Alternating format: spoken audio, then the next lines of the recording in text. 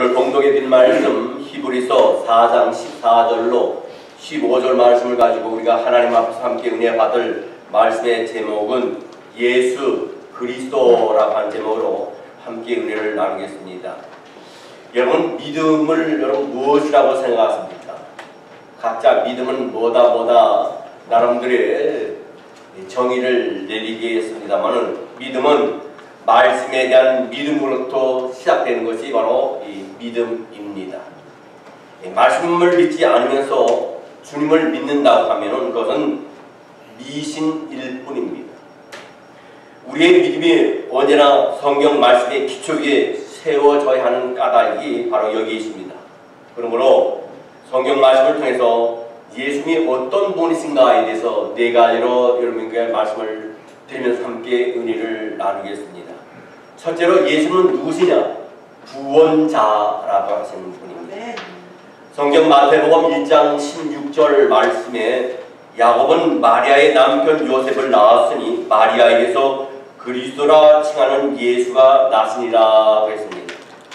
오늘 예수님을 가르쳐서 그리스도라고 부르고 있습니다.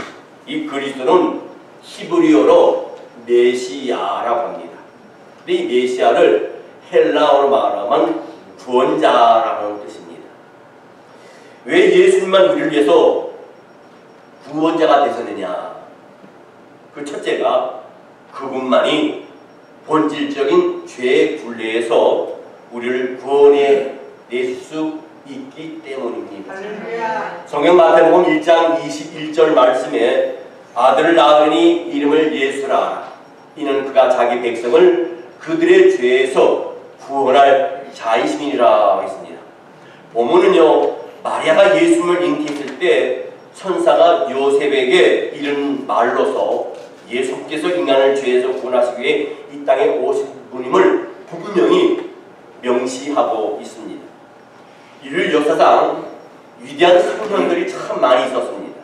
그러나 오직 타인의 죄를 위하여 이 땅에 오셨다가 타인의 죄를 위하여 자신의 목숨을 버리신 분은 예수 그리스도, 그분 한 분밖에 안 계신 줄 우리는 믿습니다.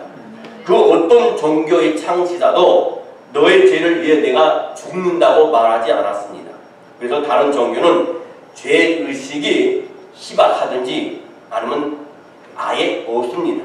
단지 도덕적인 것만 많이 강조를 합니다. 여러분, 인간이 아무리 도덕적으로 살아도 그것으로는 본질적으로 죄의 문제를 절대로 해결할 수가 없습니다.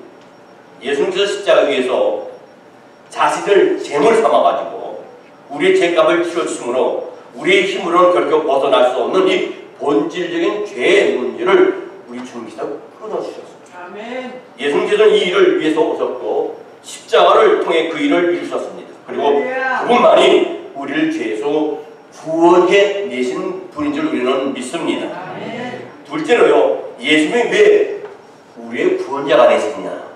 예수님만 하나님께서 인정하신 속죄 양이십니다. 아멘. 사형수 아들을 가진 아버지가 있다고 한번 생각해 봅시다. 그 젊은 나이에 죽어야 할 이 아들을 위해서 아버지가 대신 죽기로 작정을 했습니다.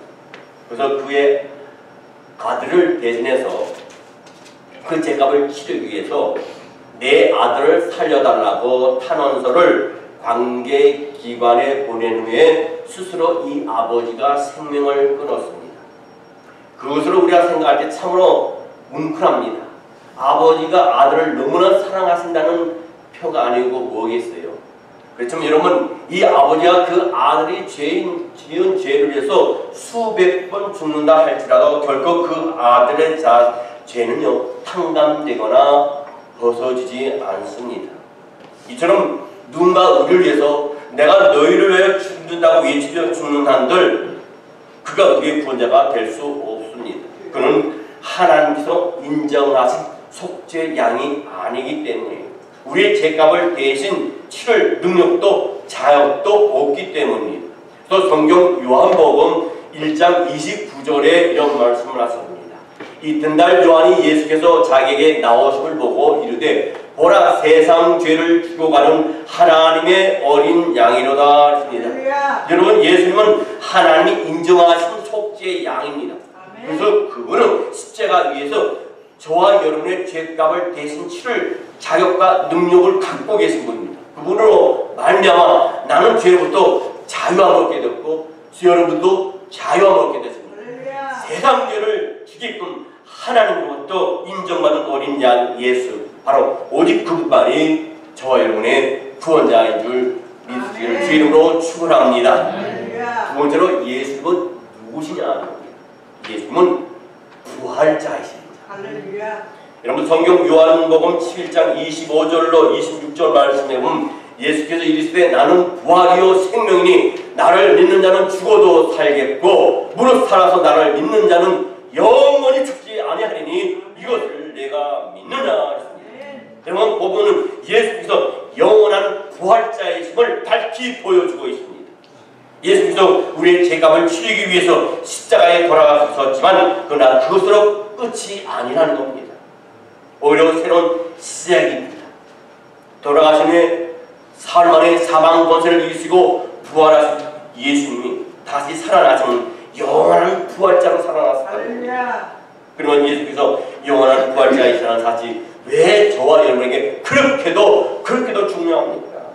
그것은 예수님께서 영원한 부활자가 되셨기 때문에 우리에게 영원한 구원, 영원한 생명을 주셨기 때문이에요. 그러나 예수님께서 십자가에 우리의 죄값을 치르고 돌아가서 할지라도 그것으로 모든 것이 끝나는 것이 아니에요. 예수님의 구원은 고작 이 땅에 국한된 구원에 불과한 것이 아닙니다. 그 경우 죄와 더불어 우리의 또 다른 근본 문제, 죽음의 문제를 해결할 수는 없어요. 그러나 예수께서는 죽음을 깨뜨리시고 영원한 부활하심으로 그 문제도 간단하게 우리의 죽음의 문제도 해결해 주셨습니다. 우리는 모두 부활하신 예수 그리스도 안에서 영원한 생명과 영원한 구원을 얻게 되었기 때문입니다. 그래서 요한복음 3장 16절 말씀에 하나님이 세상을 이처럼 사랑하사 독생자를 주셨으니 이는 저를 믿는 자마다 멸망치 않고 영생을 얻게 하려 하심이라. 여러분, 두 번째로 예수님이 영원한 부활자가라는 사실이 왜 저와 여러분에게 중요하냐? 예수께서 영원한 부활자가 되셨기에 그분의 말씀은 지금도 살아있다는 겁니다. 영 속에, 심령 속에, 육체 속에 그 말씀이 거함으로 죽었던 영혼이 살아나는 역사가 있습니다. 만약 예수께서 부활하지 못하셨다면요, 예수님은 2000년 전에 지구 반대편에 죽어버린 인간의 말을 21세기에 어떻게 우리에게 정당화할 수 있고 그것이 믿어지겠습니까? 그러나 예수께서 부활하실 때 지금도 그리고 영원토록 그분의 말씀은 우리를 고치고 우리를 살리는 생명의 말씀인 줄 믿습니다. 여러분, 그분의 이름은 수많은 사람들이 오늘도 그분의 이름으로 새 생명을 얻습니다. 이것이 부활의 첫 증거예요. 그분이 부활하지 못하셨다면 성령이 증언하는 생명의 역사들이 오늘날까지 그분의 이름으로 역사가 일어나겠습니까? 지금도 예수의 이름으로 많은 죽었던 영혼들이 살아나고 많은 병자들이 일어나고 많은 낙심하고 자살의 위기까지 가는 그 순간에 예수라는 이 이름을 덧입어서 새로운 회복과 생명을 연장하게 됩니다. 예수 이름, 그 이름이 우리에게 능력이 되고 치료가 되고 구원이 되고 영원한 생명이 되는 줄 믿습니다. 그러나 이것만으로 부족합니다. 왜 부족합니까? 여러분, 예수님은 무덤이 없습니다. 그러므로 두 번째 증거는 모든 종교는 예외 없이 창세자의 무덤이 다 있어요. 그 창세자의, 종교의 창세자의 무덤이 왕릉처럼 꾸며져 있습니다. 잘 갖고 놨습니다. 그것으로 그 종교의 권위가 더해진다고 생각하기 때문에. 그러나 무덤이라는 것은 죽음의 증거예요. 이러면서 공자나 석가모니나 모두 다 동일하다는 겁니다. 하지만 예수님이 많은 무덤이 없습니다. 무덤이 핵이 되어야 할 것은 뭡니까? 시체입니다. 예수님은 시체가 없어요. 만약 예수님께서 다른 종교의 창시자들처럼 부활하지 못하고 그냥 죽으셨다면 오늘날 이스라엘의 어느 땅에 예수님의 무덤이 있을 것입니다. 그러면 제자들이 가만히 있지 않았을 겁니다. 무덤 없는 예수 그리스도, 그것은 부활의 확실한 증거입니다. 그러나 이것만으로 부족합니다. 제자들이 예수님이 시신을 죽여놓고 예수님의 부활을 것으로 꾸며낼 수도 있기 때문이에요. 그래서 한 가지가 더 있습니다. 부활의 증거가 깨지지 않았다는 겁니다. 부활의 마지막 증거가 있어요. 여러분, 미국의 대통령 중에 워터게이트 사건을 해서 대통령을 사임한 대통령이 있습니다. 닉슨 대통령입니다. 그런 재선을 위해서 좀 부당한 일을 저질렀습니다. 그래서 그 유명한 그것이 워터게이트 사건을 해서 이 미국의 닉슨 대통령이 그 권좌에서 물러나게 되었습니다. 근데 그 닉슨 대통령의 보좌관 중에 찰스 콜슨이라는 사람이 있습니다. 이 찰스 콜슨이라는 사람이 러빙 가세라고 하는 책에 기재한 내용입니다. 그 유명한 워터게이트 사건이 터졌을 때 이 닉슨 대통령 보좌관들은 그 사건을 은폐하기로 하고 서로 말을 맞추고 입을 맞췄습니다. 그들이 미국 최고의 엘리트들이자 법에 관한해서 타의 추종을 불허할 만큼 법도 너무나 꿰뚫고 잘 알고 있습니다. 그들은 누가 추궁해서 자신들의 짜맞춘 말을 완벽하게 지킬 수 있다고 믿었습니다. 그러나 얼마 되지 않아서 그들의 말은 서로 어긋나게 되었고 결국 모든 것이 들통나서 그 유능한 엘리트들이 무슨 까닭에 그토록 심하게 맞췄는데도 불구하고 그들이 감옥에 갔겠습니까? 그리고 닉슨 대통령이 그 권좌에서 내려왔겠습니까? 그들이 지키려 했던 것이 진실이 아니고 거짓이기 때문에 언젠가는 거짓은 드러나게 되어 있습니다. 진실 앞에 드러나게 되어 있습니다. 언제나 어두움은 햇빛 앞에 드러나게 되어 있습니다. 이 사실을 자신의 삶으로 확신한 이 찰스 콜슨은 예수의 부활을 진실로 믿지 않을 수 없었습니다. 여러분, 만약 예수께서 부활하지 못하셨다면 예수 부활은 제자들이 입을 맞추며 꾸며낸 거짓말일 수밖에 없습니다. 여러분, 그리고 제자들은 목숨을 잃으면서 예수님의 부활을 증거했습니다. 확신에 거한 것을 증거했습니다. 그것을 증거하지 않았습니다. 자신들이 보지 않는 것을 증거하지 않았습니다. 예수께서 사망 것을 이기시고 부활하셨을 때 친히 제자들에게 나타나셨습니다. 그뿐이십니까? 의심하는 도마에게 심지어 손과 옆구리를 만져보기까지 하셨습니다. 그리고 예수님이 부활하셨습니다. 승천하실 때에도 500명의 성도들이 제자들과 함께 그 승천하신 모습을 보게 됩니다. 제자들이 봤습니다. 500명의 성도들이 봤습니다. 그렇게 그들은 보고 듣고 확인 한 바, 만진 바를 증거하지 않을 수 없었기에 생명을 걸고 예수를 증거했던 것입니다. 500명의 모든 성도들이 그들이 보고 듣고 만져봤기에 그 예수를 증거하다가 원형 경기장에서 사자들에 의해서 죽음을 당해도 생명을 걸고 예수를 증거하셨고 예수님을 부인하지 않을 수 있었던 것입니다. 세계 어느 종교에 이런 사실적인 것을 생명을 걸고 전하는 종교가 어디 있습니까? 세 번째로 예수님은 어떤 분이시냐? 참 인간이십니다.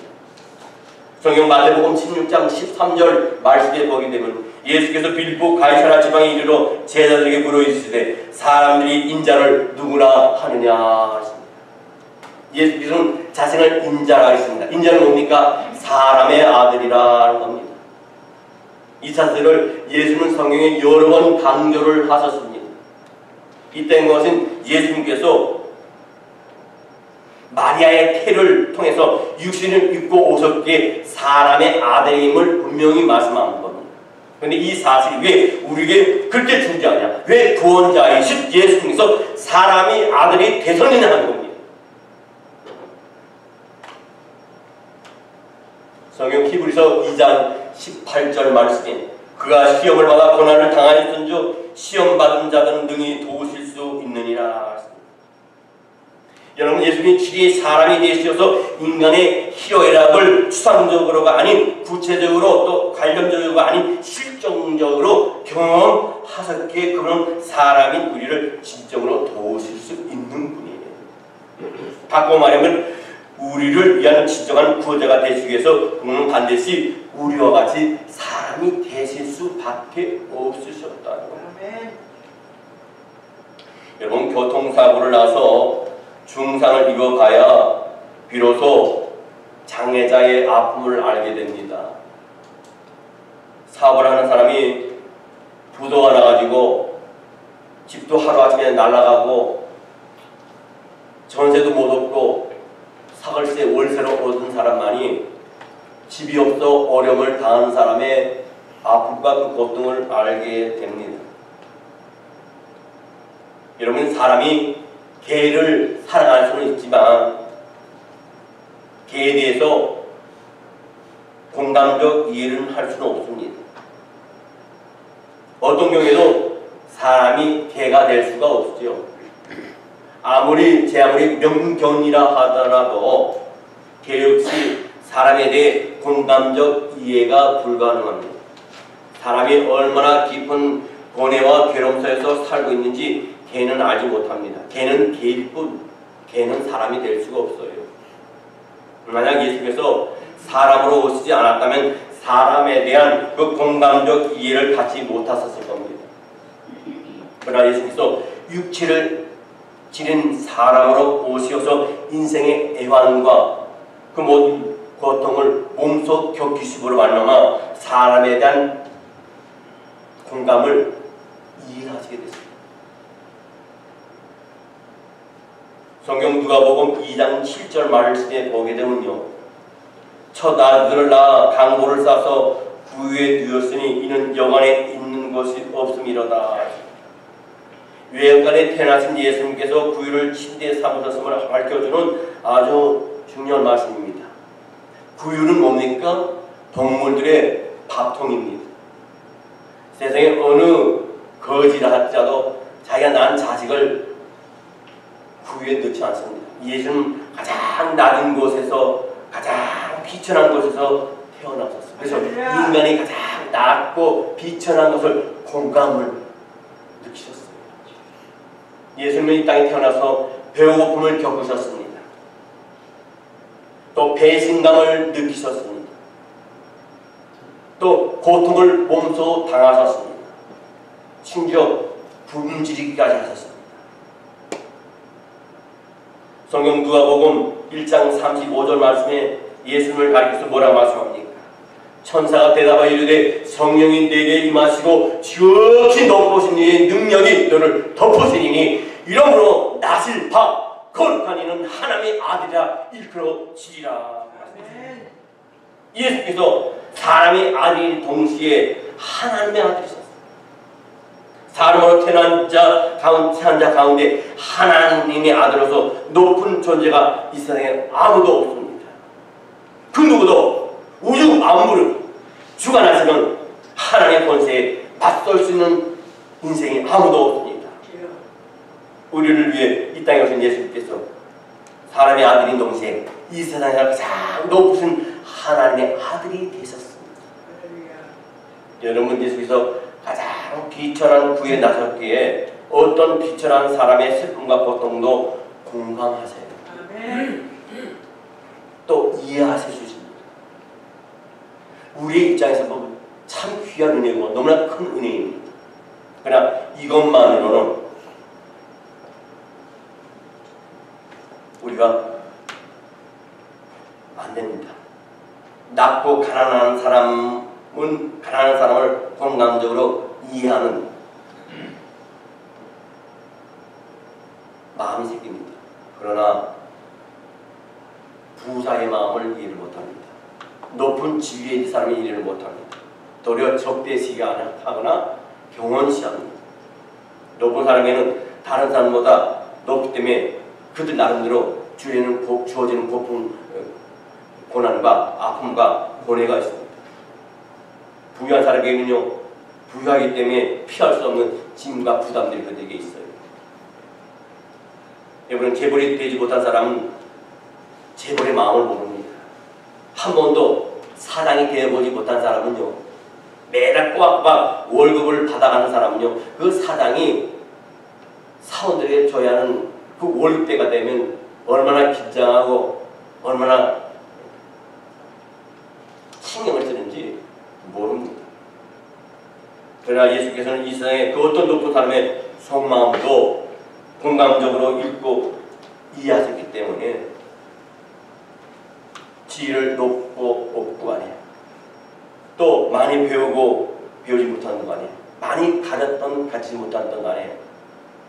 상관없이 하나님은 모든 사람을 아우를 수 있는 그런 마음을 가지셨어요. 아멘.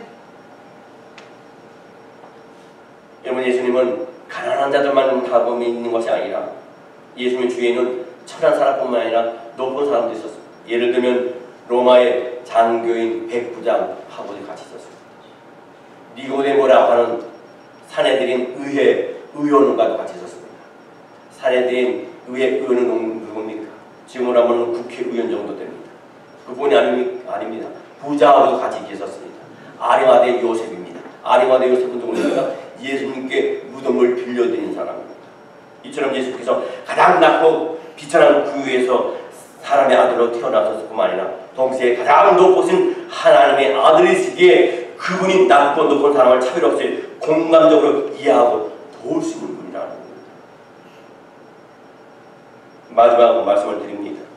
예수님은 어떤 것이냐? 참 하나님이시다. 할렐루야. 성경 마태복음 1장 23절 말씀에 보면 보라 처녀가 잉태하여 아들을 낳을 것이요 그 이름을 임마누엘이라 하리라 하셨으니 이를 번역하여 하나님 우리와 함께 계시다 함이라. 본문은 예수를 임마누엘이라 부르셨습니다. 이 임마누엘이라는 것은 뭡니까? 하나님이 우리와 함께 하셨다는 겁니다. 바꿔 말하면 우리가 하나님과 함께 있다는 말씀입니다. 누가 하나님이십니까? 예수님, 그분이 하나님이시라는 겁니다. 아니, 하나님의 아들 예수님이라는데 어떻게 예수님이 또 하나님일 수 있느냐, 이렇게 질문할 수 있습니다. 참 답답한 질문입니다. 여러분, 개 새끼는 개고요, 참새 새끼는 참새입니다. 사람의 자식은 언제나 사람입니다. 그렇다면 하나님의 아들 역시 하나님이 있을 수밖에 없어요. 만약 하나님의 아들이 아니시라면 오히려 그것이 더 이상한 것이. 예수께서 하나님의 아들이셨기 때문에 성부 하나님과 하나님의 속성과 품성과 권능을 그대로 공유하신 성자 하나님이 계십니다. 여러분, 그러면 예수께서 임마누엘 하나님이시라는 사실이 우리에게 왜 중요하느냐? 첫째, 예수께서 하나님이시기에 그분의 도우심을 완전하면서도 근본적일 수밖에 없다는 겁니다.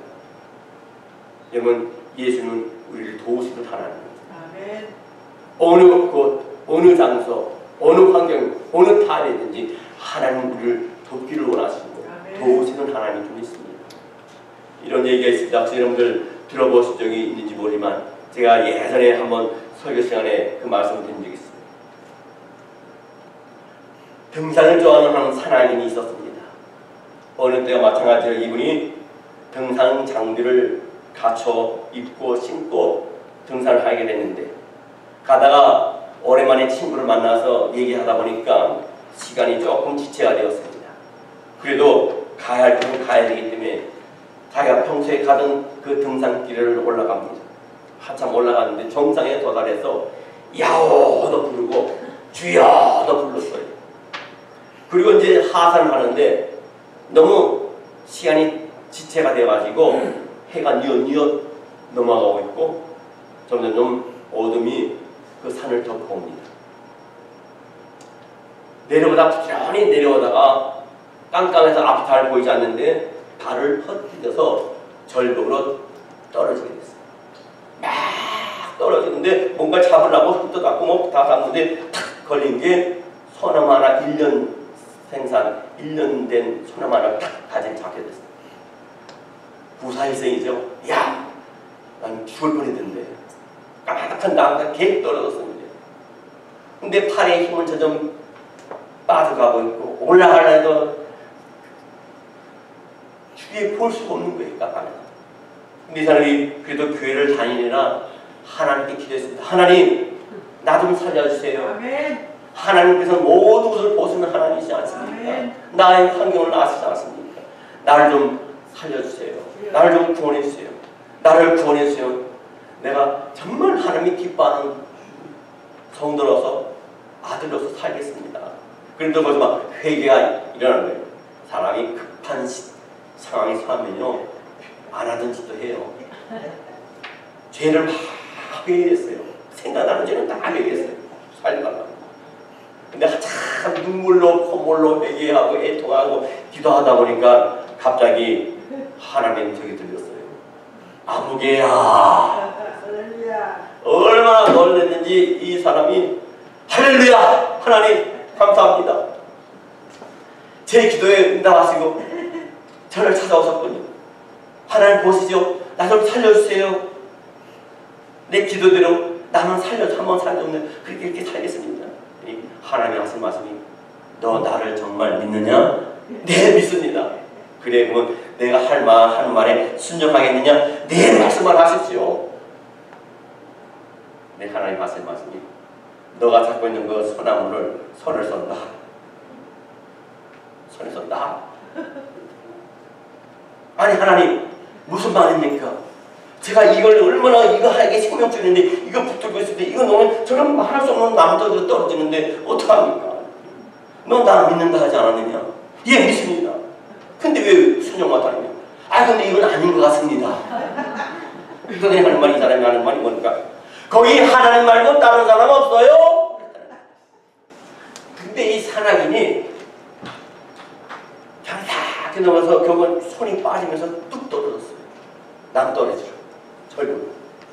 근데요 이 사람 발끝과 그 땅바닥의 차이는 1m밖에 안 됐다.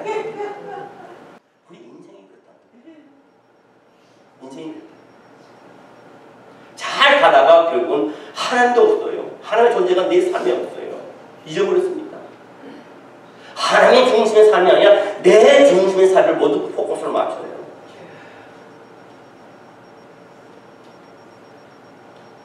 그러면 하나님은 우리를 도우시는 하나님, 아멘. 우리를 건지시는 하나님, 아멘. 우리를 구원하시는 하나님, 할렐루야. 우리를 회복시키는 하나님. 아멘.